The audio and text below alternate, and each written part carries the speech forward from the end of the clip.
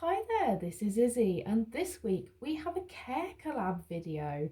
Collaborating with me are Trish's Orchid Life, Hillbilly Orchids, Simply Orchids, Ninja Orchids, and thank you so much to Nina Ninja Orchids for organising this care collab this week.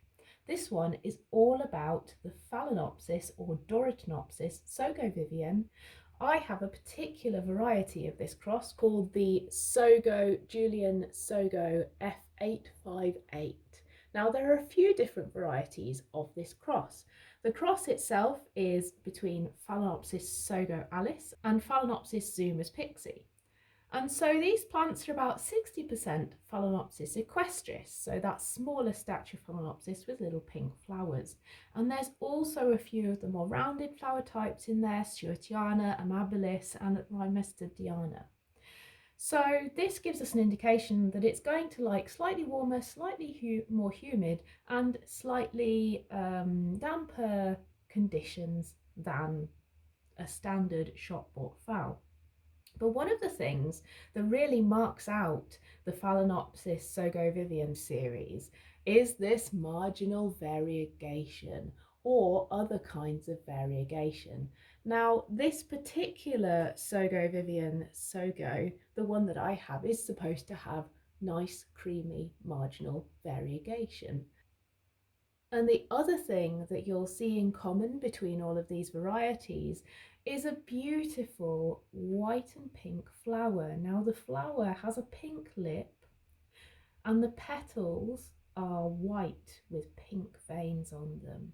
Absolutely gorgeous. One more thing about the flowers is you'll see some of them are peloric, but not all. Now, I was wondering if this is the particular variety or something else, because there are lots of varieties out there. For example, the 858, which is different from the one I have, the Sweetheart, the Diana. So there are a lot of different varieties out there with different kinds of names and just subtle differences in their traits. Now, it appears as though this particular variety of the Sogo Vivien can have peloric or non-peloric flowers. I think the one I have has a touch of the peloric flowers. Now, peloric means that the lip shape and colour are replicated in two of the petals. So it gives you this very interesting flower shape and colour.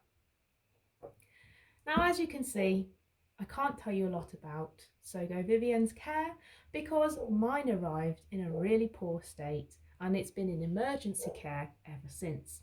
So mine arrived in September time and it had a couple of flower spikes and I was very excited when it came. I thought, this is fantastic.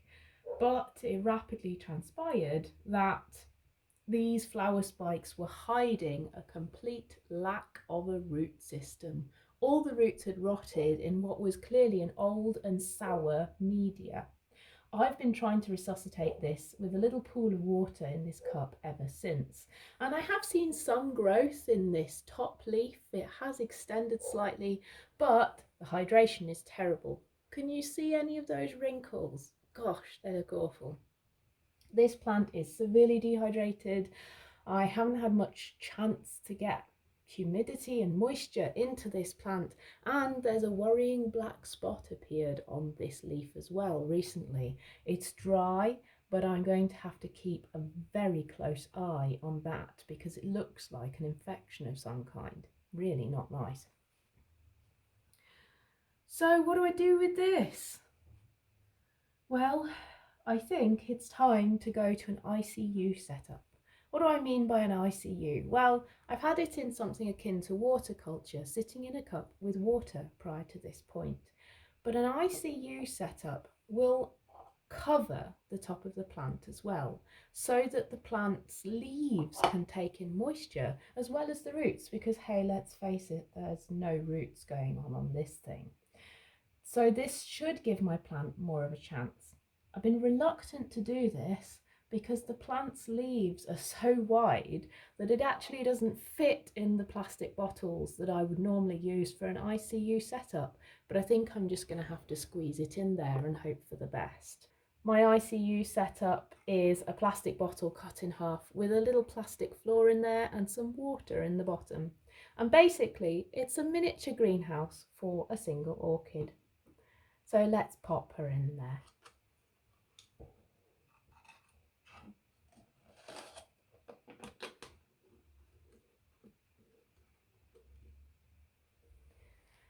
Now I can't lie, I am worried about these leaves touching the sides. I don't know what I can do about it though. This is the biggest tub I have to put it in. This is the widest type of bottle I have.